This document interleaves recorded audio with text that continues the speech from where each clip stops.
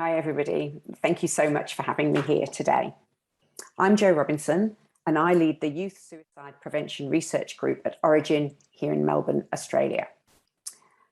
Before I begin, I would like to acknowledge the traditional owners of the lands that I'm joining you from here today and pay my respects to their elders past, present, and emerging.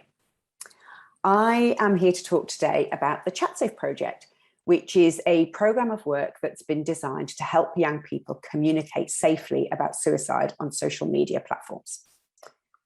The work came about really because, look, unfortunately, suicide rates amongst young people are increasing here in Australia, but also all around the world.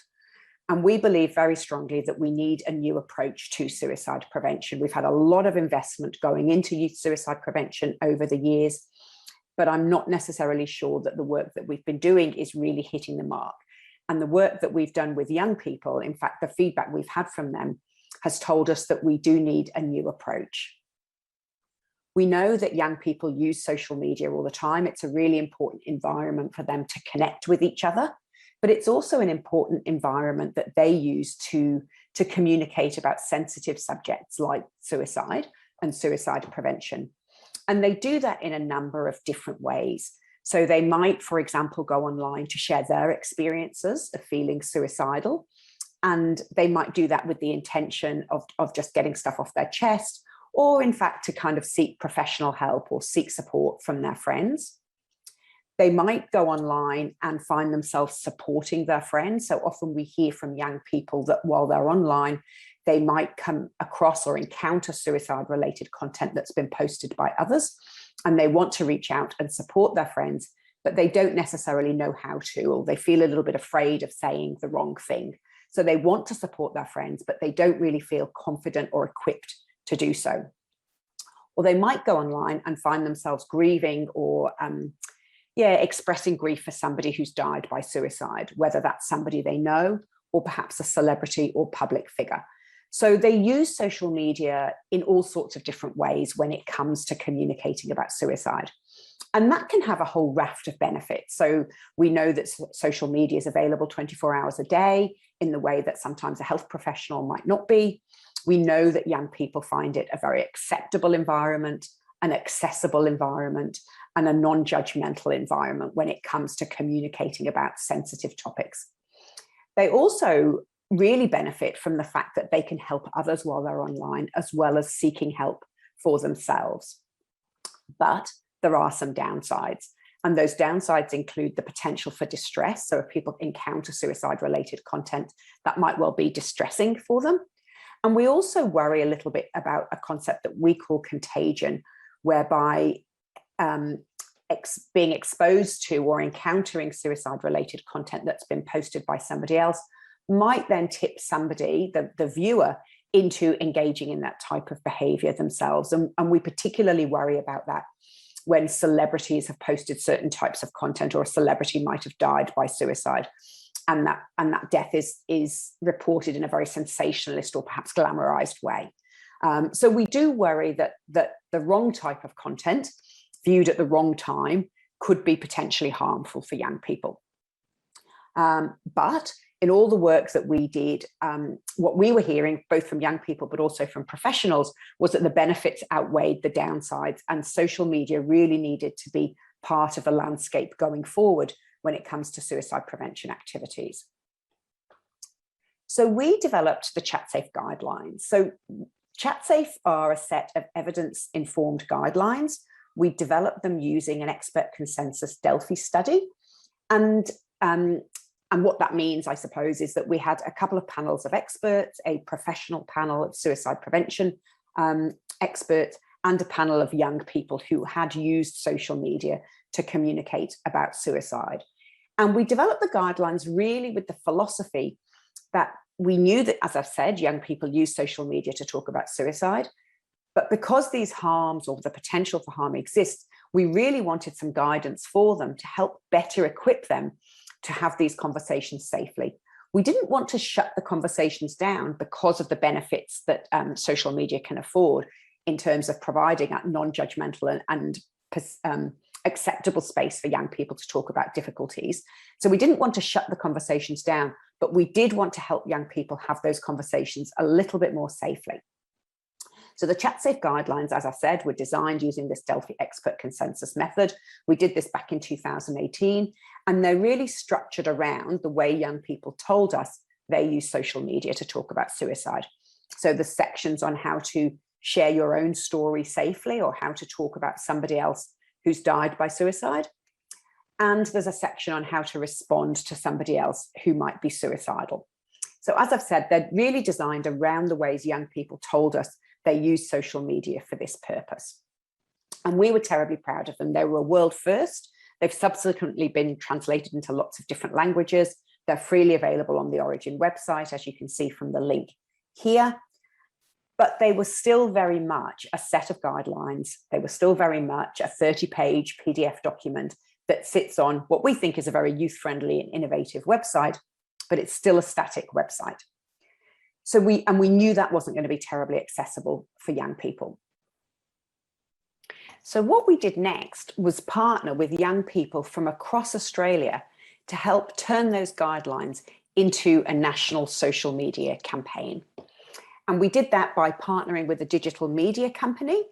And we literally ran co-design workshops with a whole number of young people from different parts of the sector across the whole of Australia. So we were very careful to make sure that all sorts of different groups of young people were represented in the guidelines and in the workshops. So as I say, we partnered with Headspace, we partnered with Reach Out, we partnered with Batyr, we partnered with -18 to make sure all sorts of different young people played an important role, I guess, in turning these guidelines into a social media campaign. So what I'm going to show you now is a short video that just really brings that to life and shows you what that process looked and felt like.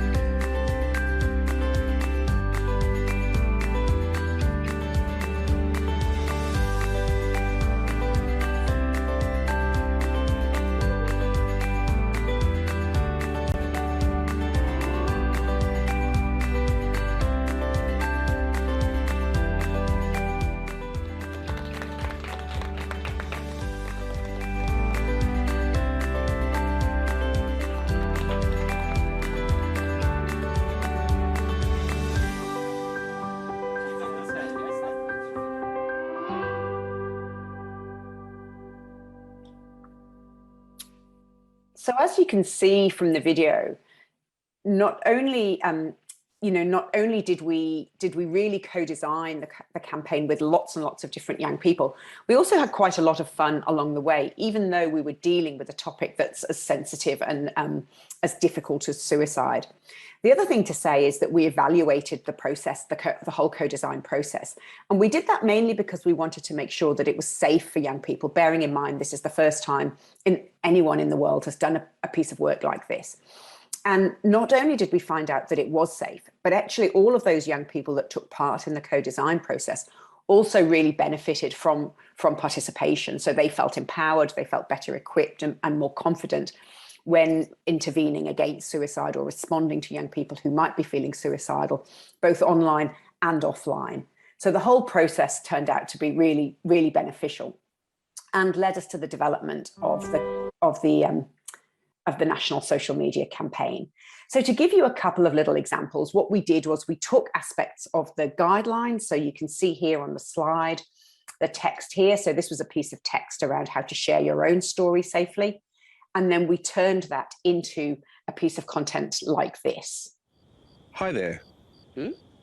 Are you thinking about posting something online about suicide?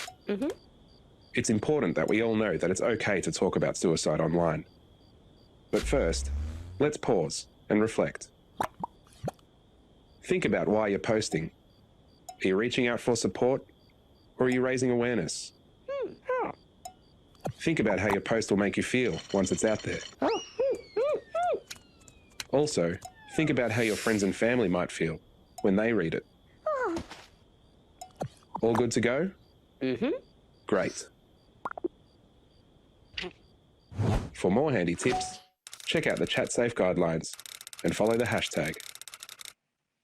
So you can see what we're saying here. We're not saying don't post about suicide, but we are saying before you do, give it a little bit of thought and think about what it is that you want to share before you share it.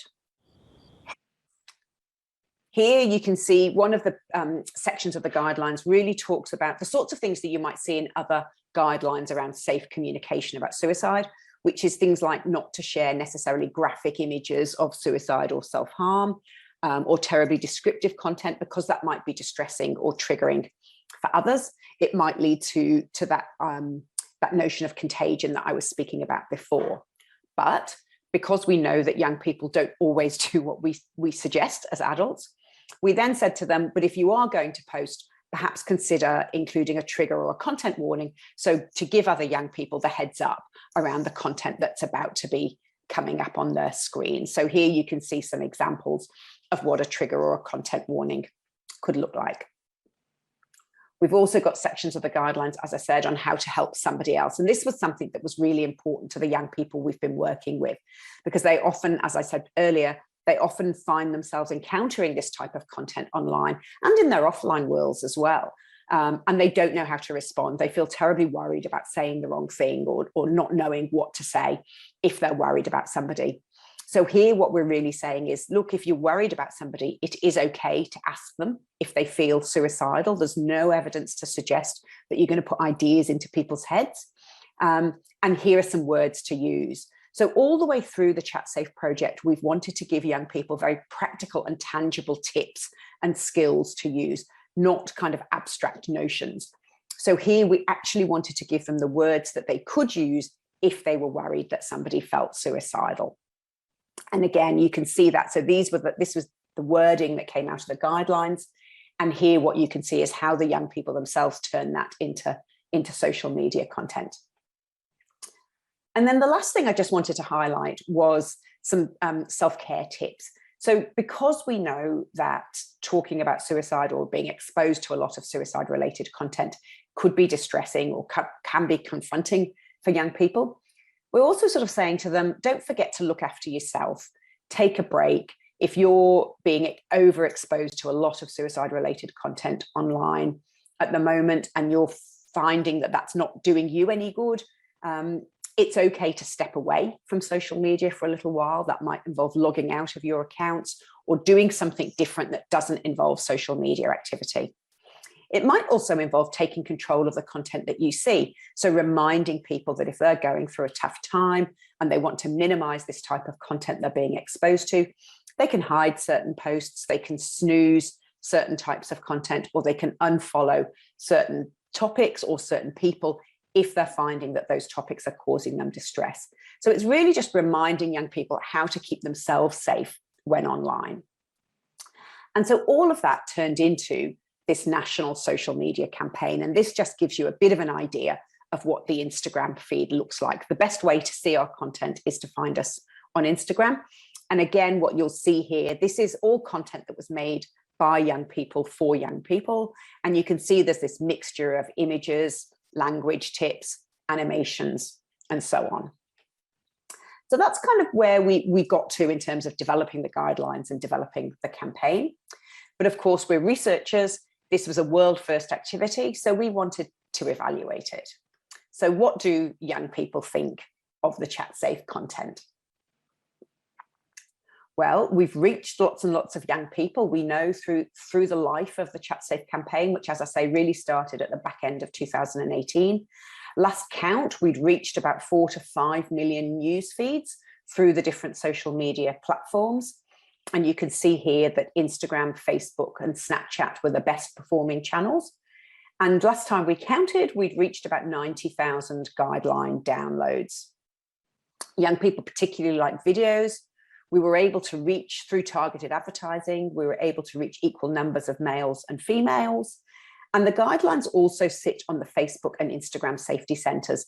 So we've had a partnership with Facebook since the very beginning of this project. And that's been a really important partnership for us because it's meant we've been able to reach many, many more young people than we might have done had we just simply relied on paid advertising or our own online communities. So that's been a really important partnership for us. We also conducted some research to really find out what the impact of the campaign and the guidelines was. So here we recruited just under 200 young people into a study, and we assessed them at the beginning of the study. They then received access to the 12-week Chat Safe campaign. And we then assessed them again at the end of the study and a couple of months later. And what you can see here from the slide is that access to the Chat Safe intervention did improve young people's willingness to intervene against suicide and their perceived self-efficacy and confidence and safety when communicating about suicide on social media platforms. They were also less likely to share suicide-related information, and they were more likely to monitor their own posts for harmful content if they'd posted something that was related to suicide. So they would go back in and check on those posts to make sure that nobody else had posted in the thread and content that might be distressing or harmful to somebody else. And they also felt more likely to contact somebody directly if they believed they were at risk following the access to the Chat Safe guidelines. So those findings present a really promising picture for the acceptability and the potential impact of a universal suicide prevention campaign delivered through social media, and really kind of suggest that it can be safe and effective to use social media when it comes to suicide prevention. And this is just a couple of kind of snapshots from some of the qualitative information and some of the feedback that we collected along the way from young people. So here you can say, hi there, I'm just emailing to say a huge thank you. The work you've done has truly impacted my life and those of my friends. A couple of years ago, we lost a friend to suicide, and participating in this campaign has given me a great sense of closure, and I feel that I've taken part in something that's sure to save lives. So for us to receive something like that, a lot of the young people say to us, if we've just improved one person's life or made things better for one person, then it's been completely worthwhile to do the work that we do. So it's been really fantastic for us to get this type of feedback. You can see some of the other quotes here in the speech bubbles.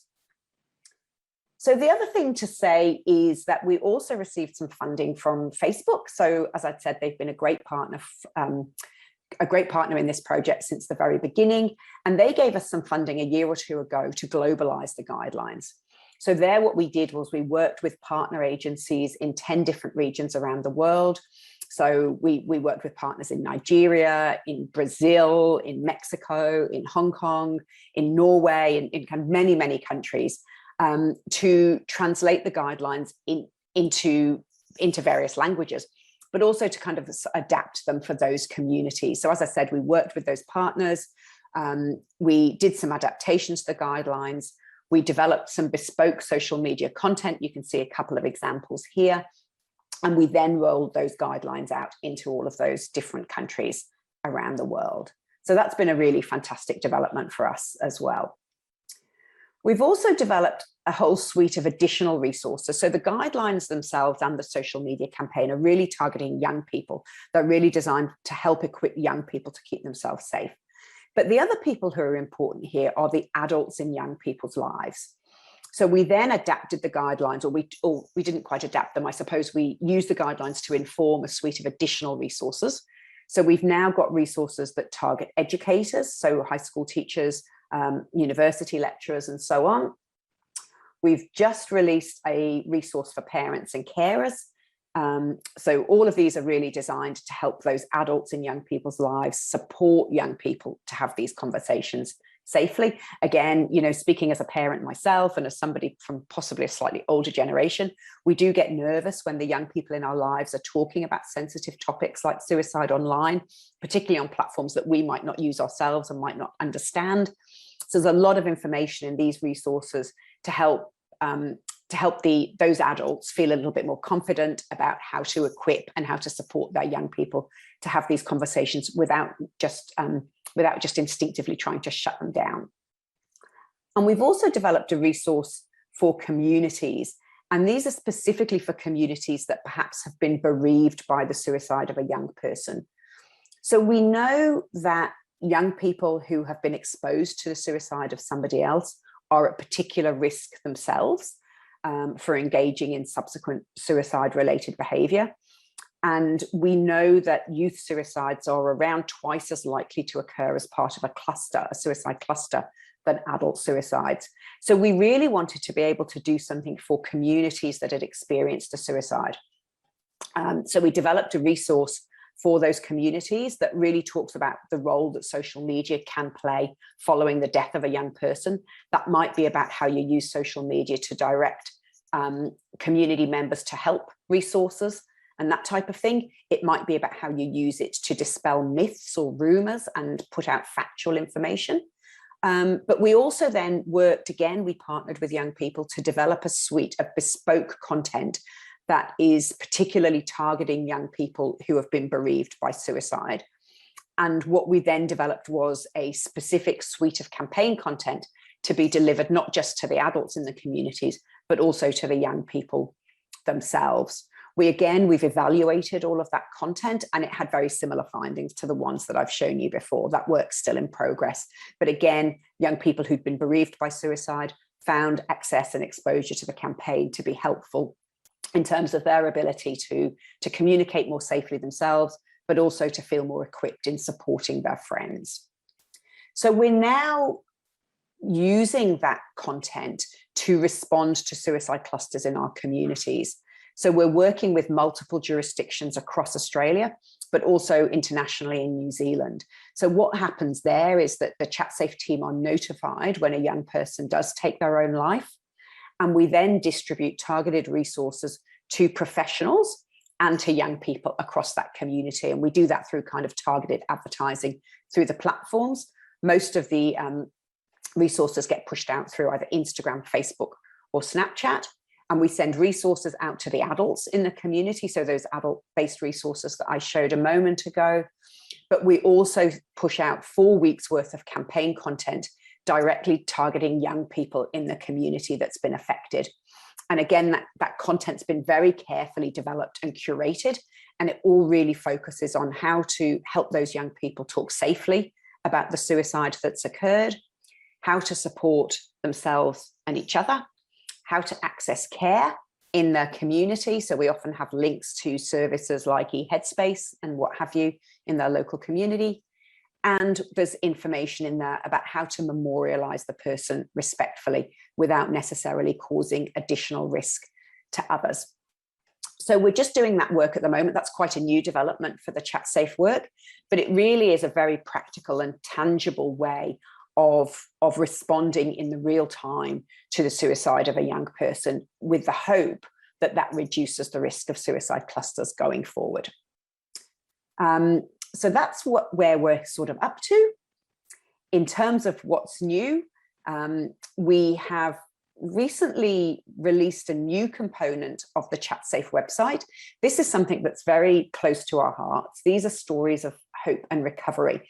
So as I said earlier, one of the things that we're very careful about in the ChatSafe project is that we give young people very practical and tangible tips and skills around what safe communication looks like on social media platforms, rather than kind of vague broad statements. One of the things that we talk about a lot in suicide prevention are stories of hope and recovery. So as I said earlier, we worry a lot about graphic content or sensationalist content regarding suicide because that could be harmful for people. But the reverse of that is that stories of hope and recovery appear to have a protective impact. But what does that mean? What does that look like? How does a young person know what a story of hope and recovery is? So we've been working with some young people who have got their own lived experience of either surviving a suicidal crisis or being bereaved by suicide. And we worked with them to capture their stories. And we then worked with some students at RMIT University, some design students, to turn those personal stories into some digital stories that now sit on this brand new section of the ChatSafe website. So I'm going to show you a little example. As I said, this is something really close to our hearts because it's so personal. I'm just moving myself now so you can see the little astronaut icon. But here's one of those stories.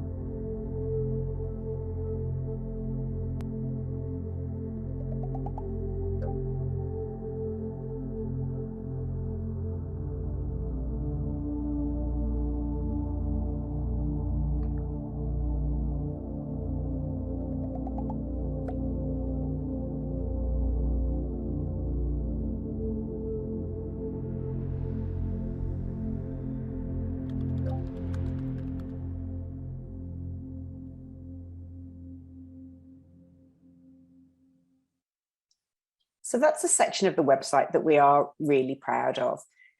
I think partly we're hoping that it will be used not just to operationalize those, what we mean by stories of hope and recovery, as we talk about in the guidelines, but also as a real example of stories of hope and recovery, or a place that young people can come to when they're feeling in despair, to see that other young people have experienced a suicidal crisis or have been bereaved by suicide, and how tough that's been, but they have come through the other side. So actually will in and of itself convey hope for other young people.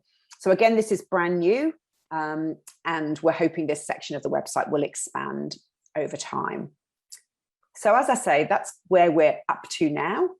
What's coming next? Well, we're just doing some work looking at self-harm. So at the moment, the guidelines are really all about suicide and talking safely about suicide online.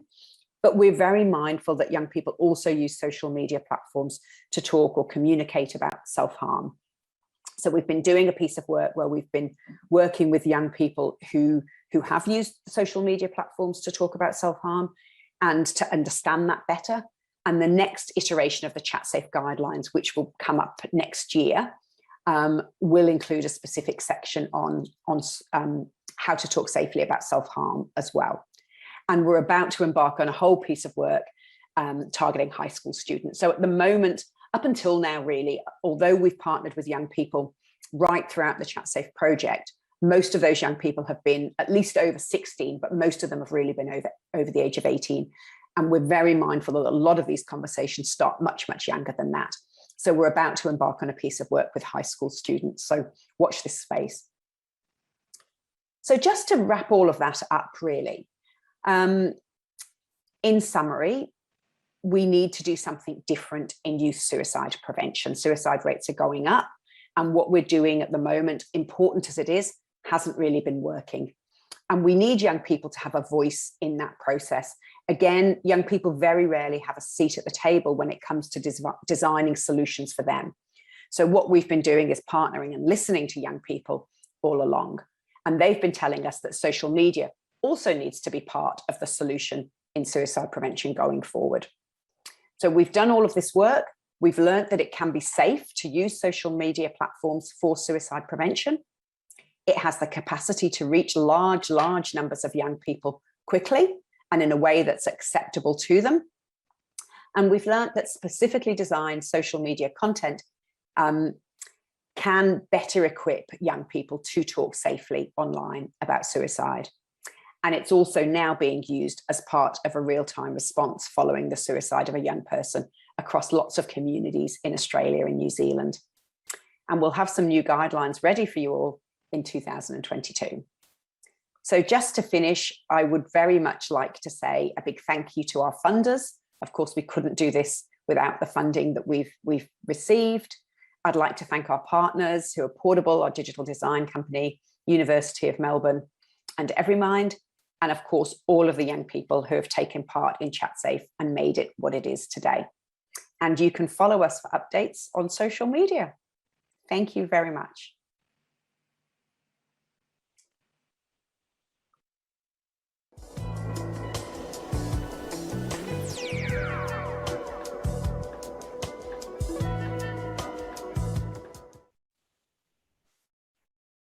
Thanks, Jo. That was a really great talk. I would encourage everyone who's got questions to pop those into the click on the Ask a Question button and pop those into the Ask a Question thing now, and I will try to come to those questions. I would also remind people about asking questions because, as I said at the start of the conference, the person who's most engaged, there's a leaderboard and questions do count for this. The person who's most engaged does get 50% off our next in-person conference in Singapore next year. And currently, I'd just like to say that Alison Paul from Kentucky in the United States, Richard Whale in second place, and Emily Moriarty from Geelong are the top three people with what seems like a very large number of points, but I can't remember how we decided how we awarded points. But I do know that questions are worth quite a bit. So please feel free to put the questions into the question box. But Jo, I'd actually like to start off by asking, I've written down quite a number of questions as you've been going along, but one of the things I suppose as a starting point is about social media in general, that, it seems to be a very either or thing depending on what you read. And there's a lot of people who sort of would put social media as the cause of all the problems that we've got at the moment. And I think what your work clearly shows is that actually social media is a tool. It's a reality that young people are engaged with it. And what we need to do is help people to learn how to harness it safely. So I just wonder what your thoughts are about that kind of dialogue that there is about social media. I think it's a really good point that you make, actually, and it's something that we get asked about a lot. And I think when we came at this work, we really did it because sorry, my dogs are barking in the background. It's okay, my cats are bringing home live. They make a good team, I think.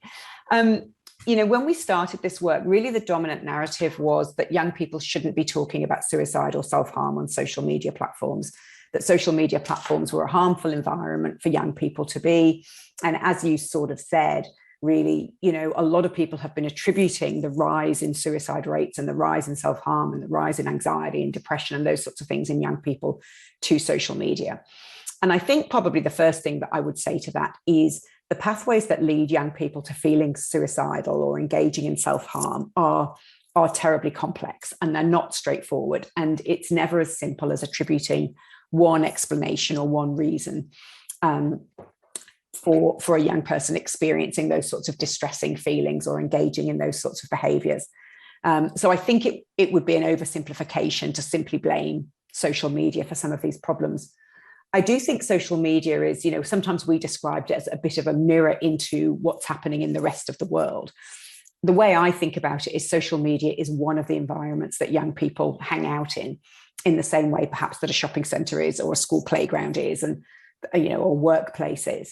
And in that sort of way, I suppose bad things can happen there, or kind of negative interactions can happen there, or those environments can be unhelpful or harmful for young people, but they can also be helpful, and they can also be a source of connection and those sorts of things.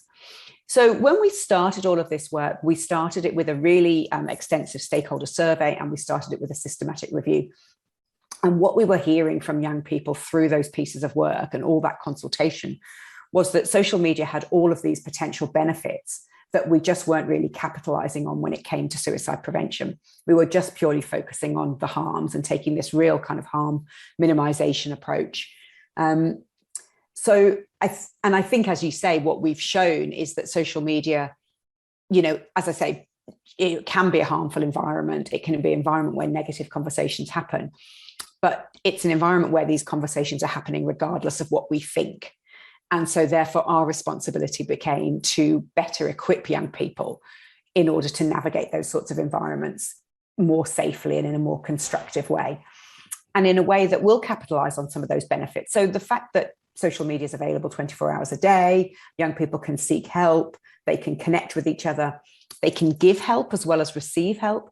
They're all sort of benefits that they might not get in their offline environment. So I think by not engaging with social media, I think we've been doing young people a bit of a disservice until now. I'm not sure if that quite answers your question, but I think it's complex, and I think there's no hard and fast either. Nothing's either simply bad or simply good.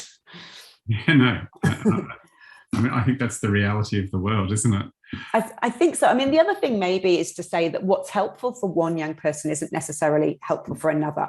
And what's harmful for one young person isn't necessarily harmful for somebody else. And in fact, what might be helpful for one young person might also be harmful for the same young person on a different day when they feel differently. And that's one of the things that we're grappling with at ChatSafe at the moment, in terms of, well, what is helpful content or what is harmful content, particularly now that we're starting to think a little bit about self-harm and, for example, what self-harm imagery might mean, and whether, because for some young people, sharing self-harm imagery online can be helpful. It's often a cry for help, and it often leads them to receiving help.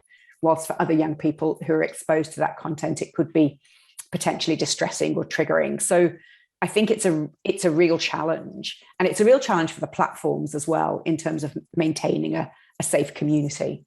Yeah, and look, there's a question, Jo, from Shona Francie, who I think we both know well, which probably links to that, which says, what are the Facebook and Instagram safety centres? What do they do? Hi, Shona. That's a good question. And I think, so Facebook and Instagram, and in fact, most of the platforms have what they describe as safety centres. And I don't know how well used they are by young people, and I'm not sure how much promotion the platforms do of these centres, but they're full of really good resources developed by people like us around all sorts of issues that young people who use their platforms might be experiencing. So they've got a whole suite. They house the ChatSafe guidelines on there, as well as our educator resources and community resources. But they've got a whole suite of other resources around bullying, around eating disorders and things like that. So they're quite extensive and evidence-based sort of platform. I suppose they're not evidence-based platforms, but they're kind of parts of their platform that contain lots of evidence-based resources that the platforms themselves can use. So often if a young person would express, or anybody in fact would express risk on the platform, that can be reported to the safety team at Facebook, or they can use their own algorithms to detect that risk. And then again, what they will do with that is then use that to deploy resources to those people who might be vulnerable or are worried about other young people, resources around help seeking and how to look after yourself and those sorts of things if you're feeling vulnerable. So I think, again, as I said, the platforms are often kind of get a lot of flack publicly, and sometimes they deserve that. But they're also probably trying to do a lot of good to try and keep the community safe, but it's pretty challenging. Yeah. A question from Roger Gurr in New South Wales. I know. Considering that 3/4 of the people who achieve suicide do so in connection with developmental trauma, and most services do not really ask about or effectively deal with trauma, how are you trying to deal with this? Well, I think that's it's an excellent point, and I can't really comment in terms of kind of how services do respond to trauma. We certainly know, and I don't know if what you're referring to are some of the recent data that were released by the AIHW this week here in Australia that did show that strong connection between suicide and early childhood trauma, as well as things like kind of intimate partner violence and those sorts of things. I think we can always do a better job of responding to trauma, and I know I've got some fantastic colleagues who are doing a lot of work around trauma-informed care. Probably what I will say about ChatSafe is it's not really designed to be a clinical intervention. So what we're really doing at ChatSafe is working, developing ways to help young people communicate safely on social media platforms. And it's really very much what we would describe as a universal intervention that's targeting a general population, as opposed to a particularly vulnerable population. For example, people who have been exposed to trauma. Although having said that, we are starting to think, because ChatSafe's been so successful in reaching lots of young people. So as I think I probably said in the talk, we've been able to reach millions of young people around the world with a fairly benign intervention that young people seem to like and seem to find acceptable and helpful. We are starting to wonder about whether we could use the ChatSafe intervention to deliver slightly more indicated or targeted type interventions to young people who might be at risk. And the content that we pushed out in response to suicide deaths in communities that I did speak about is just our first step into that. So we know that young people who've been bereaved by suicide are particularly vulnerable to suicide as well. So targeting them with bespoke content to try and reduce the risk of any further risk in those young people is kind of probably a first careful step into thinking about how ChatSafe could go beyond just being a public health intervention into being a slightly more targeted intervention for young people at risk. And so we're starting to wonder, well, could we do things like push out things like safety planning tools, for example, to young people who are expressing risk online? So again, it's not quite answering the question around trauma, which I totally acknowledge is an important thing to be treated properly by services and in therapy. It's not quite what ChatSafe is doing or is trying to do, but we are starting to think about how we might deliver slightly more targeted interventions to vulnerable young people. Right, and Lucia Valmagia has asked a question. She said, first of all, thanks for the talk. And could you please tell us a bit more about the cultural adaptations for non-Western societies? Yeah, that's a great question. Thank you. So we did do some adaptations of the guidelines a little while ago. We got some funding from Facebook to what they describe as globalize them. So we've translated them into a number of different languages. When we did that, we did a suite of consultations with people from different countries to think about how the guidelines might be adapted for their regions. We found ourselves in a bit of a difficult position because we'd done so much research. We'd done this Delphi study that had informed the development of the guidelines themselves. We felt when we were adapting them for the different communities, we needed to be true to that original piece of research.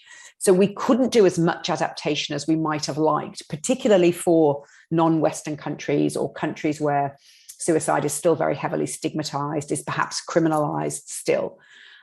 So when we did adapt them, we really just translated them and included some local help-seeking resources and things like that.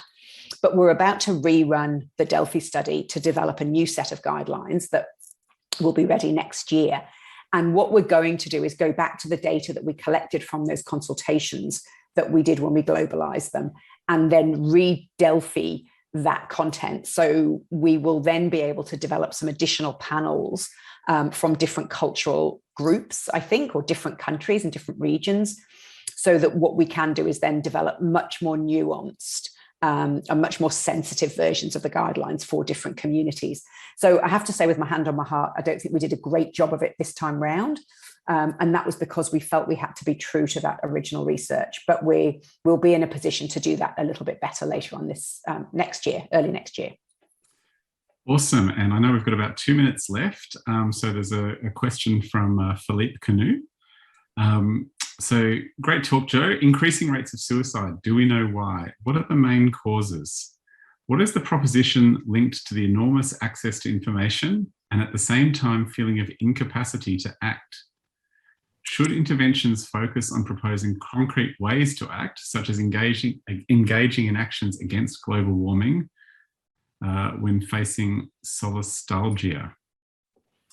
Well, thanks, Philippe. It's nice to hear from you. And I'll try and answer that enormous question in 1 minute and 32 seconds.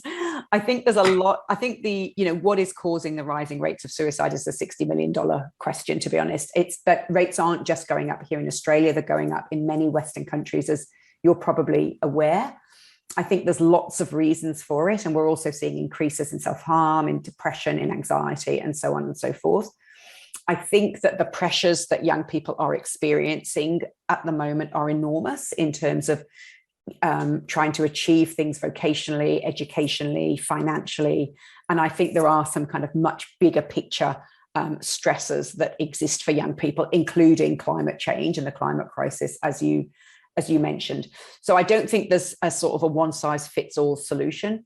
I do think we need to be tackling this problem from multiple angles, including those big social determinants that you've mentioned and those big kind of societal risk factors that are making life hard for young people. And we probably also need to be continually investing in youth-friendly mental health services, in school-based programs, and those sorts of things. I also think we need to get over the taboo of talking publicly about suicide if we're really going to encourage young people to be able to seek help when they do feel suicidal. So I think there's a big role for kind of reducing stigma and promoting open conversations as well. Whew, with 5 seconds to spare. Thanks, Joe. You should work in radio. You've got great timing. Look, thank you so much for your talk and for what you've shared with us through the questions. It's been really, really fantastic. And between you and Crick, I think we've had such an absolutely wonderful start to this virtual conference. So thank you very much. To everyone else, we should virtual clapping for you. You can hear it echoing all around the world right now. Thank you for having me. Been a pleasure. So look, we're going to have a break now for 15 minutes. I think that's actually, where are we? Probably a few minutes behind. So for about 10 minutes, and we'll come back and we'll then have 3 symposium sessions for people to choose from. So if you look at the program and figure out what it is that you want to go and see, if there's any sessions, if you're caught between things, the stuff that you don't get to now will be available on demand within 24 to 48 hours of the conclusion of the conference. So you'll be able to come back and see it. And we'd also, as I said before, encourage you to go and visit the IPA exhibitor booth. There's some online puzzles there. I think some of that may even contribute towards your engagement scores. Again, the person who does the most engagement gets half price at the next conference. And I'll look forward to seeing you after the break.